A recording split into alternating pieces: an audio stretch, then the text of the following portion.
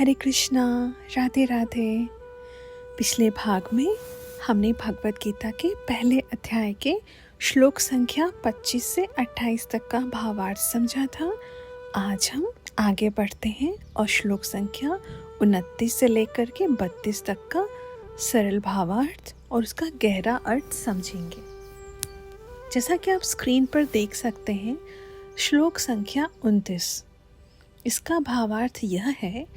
अर्जुन कहते हैं कि मेरे शरीर के अंग ढीले पड़ रहे हैं, मेरा मुख सूख रहा है, शरीर कांप रहा है और रोम रोम खड़ा हो रहा है।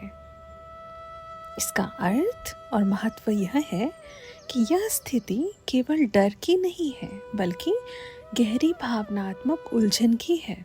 अर्जुन के अंदर अपने ही लोगों के प्रति प्रेम और कर्तव्य के बीच टकराव हो रहा है।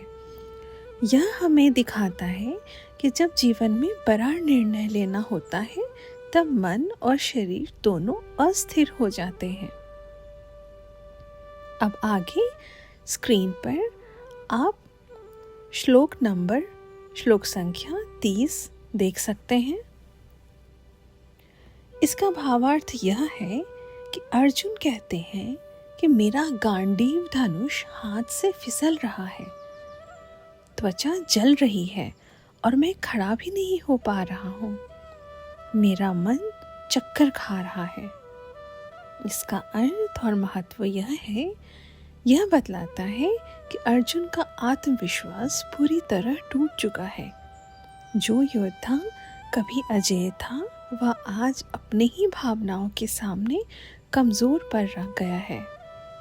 यह हमें यह सिखाता है कि मानसिक स्थिति का असर हमारे कर्मों पर कितना गहरा होता है। अब आगे स्क्रीन पर आप 31वां श्लोक देख सकते हैं, जिसका भावार्थ यह है। अर्जुन कहते हैं कि मुझे शुभ संकेत नहीं दिख रहे हैं और अपने ही स्वजनों को युद्ध में मारने में मुझे कोई भलाई नहीं दिखाई देती। इसका अर्थ और महत्व यह है कि यहाँ अर्जुन अपने कर्म के परिणाम पर सोच रहे हैं। वह केवल जीत हार नहीं देख रहे, बल्कि धर्म और अधर्म के बीच के फर्क को समझने की कोशिश कर रहे हैं। यह हमें यह सिखाता है कि हर कार्य करने से पहले उसके परिणाम और नैतिक पक्ष पर विचार करना जरूरी है। अगला श्लोक संख्या 32 आप स्क्रीन पर देख सकते हैं, जिसका भावार्थ यह है। अर्जुन कहते हैं, हे श्री कृष्ण, मैं तो न विजय चाहता हूँ, न राज्य और न ही सुख। हमें इन सब का क्या लाभ, जब जिनके लिए हम यह सब चाहते हैं वही हमारे सामने खड़े हैं। इसका अर्थ और भावार्थ यह है कि यह बहुत गहरी बात है। अर्जुन समझा रहे हैं कि जीवन की सारी इच्छाएं तब अर्थहीन हो जाती हैं जब अपने ही लोग साथ न हो। यह हमें यह बताता है कि असली सुख बाहरी वस्तुओं में नहीं, बल्कि अपने संबंधों और आत्मिक शांति में होता है।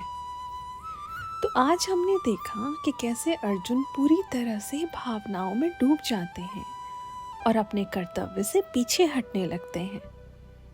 यही वह मोड़ है जहां से भगवान श्री कृष्ण का दिव्य उपदेश शुरू होगा, जो हमें जीवन का सही मार्ग दिखाएगा। अगले भाग में हम आगे के श्लोकों का भावार्थ और अर्थ समझेंगे। तब तक के लिए हरे कृष्णा, राधे राधे।